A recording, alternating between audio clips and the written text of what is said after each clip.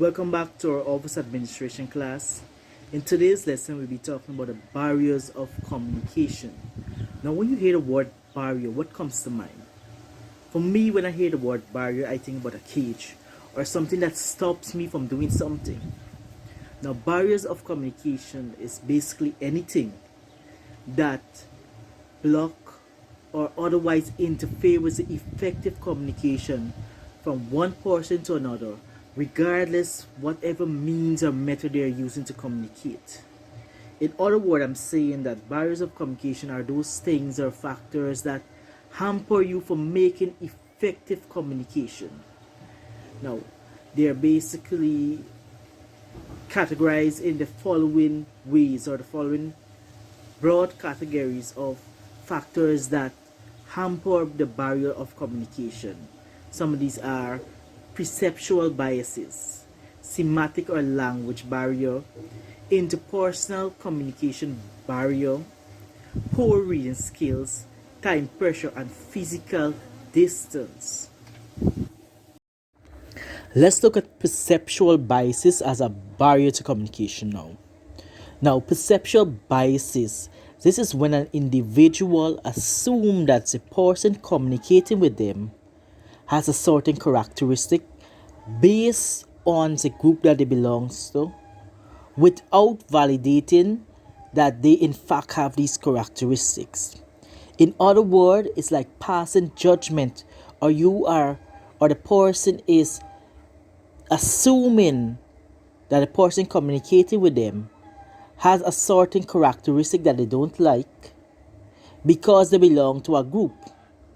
For instance, let's say someone is going for a job interview and this person belongs to a neighborhood that has a lot of crime. And the manager interviewing this person finds out that this person that came for the interview is from a certain neighborhood that has a lot of crime. And the managers suddenly think or immediately think that this person is associated with crime and probably is a criminal without even validating or finding out the facts or seeing for themselves whether or not this person possesses those characteristics or not.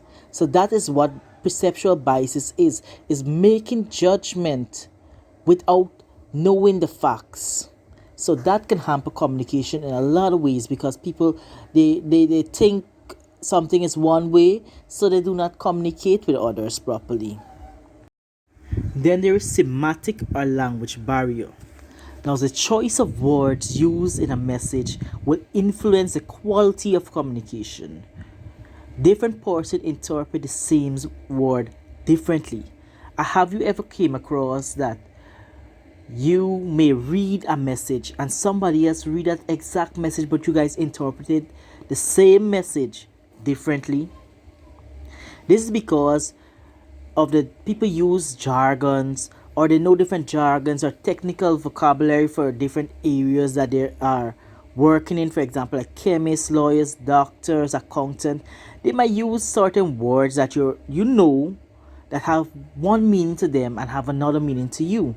So when they speak to you or when you speak to them, they might interpret what you're saying differently. The same words, but because they have experience in different areas and their experience in using different jargons and different terms from you, or you may experience using different terms and jargons from them, they interpret your message differently, and that can cause a barrier to communication because it won't be clear, the persons won't be clear on what each other is saying if they have a semantic or language barrier. Poor reading skills can affect how someone communicates, because if a person have poor reading skills, they might not be able to interpret the message properly or in the way it was intended to be interpreted. Some office workers have difference in their reading skills and thus are unable to understand and take action on a message they receive. So to counter poor reading skills, person who are struggling with reading or someone who is identified as poor reading skills should attend programs to improve their reading skills so that they will be able to communicate properly within an organization. Then there's interpersonal communication barriers. Now, interpersonal communication barriers relate to a person's skills in communicating to others or interacting with others. Now, a person who has poor interpersonal skills might not be able to interpret or even send a message or give a proper message because they are maybe shy or they're not a good speaker and they don't know how to interpret words and messages. So having poor interpersonal communication skills can hamper the communication process and therefore causing a slowing down or a breakage of communication within the organization. Time pressure as a barrier to communication. Some managers never have the time to meet with their subordinates or to talk with them on a regular basis. And subordinates may not take the time to read messages thoroughly because they are too busy.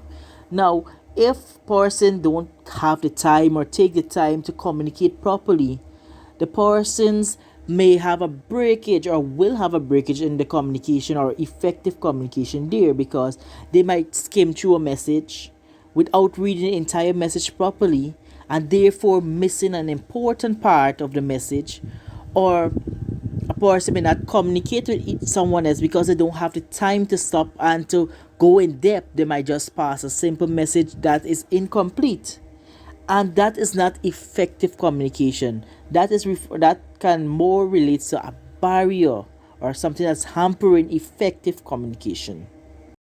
And lastly, there's the physical distance as a barrier to communication. This can be a barrier because, especially in an open plan office where employees may have to shout message across to other employees, thus disturbing their colleagues, the distance between two persons greatly influence how well they communicate with each other. For example, if you see a sign on the road and you are at a distance, you cannot read the sign properly or may be able to interpret the sign, what it's communicating to you. Or if someone is at a great distance, you might have to shout and still you might not hear what that person is saying. So physical distance is also a barrier to communication. Now, this is bring us to the end of today's lesson. I hope that you guys have learned something from today's lesson. Keep doing your own research. There's a lot of information on the net and textbooks out there. Do your own reading, stay safe, and I will see you in the next lesson.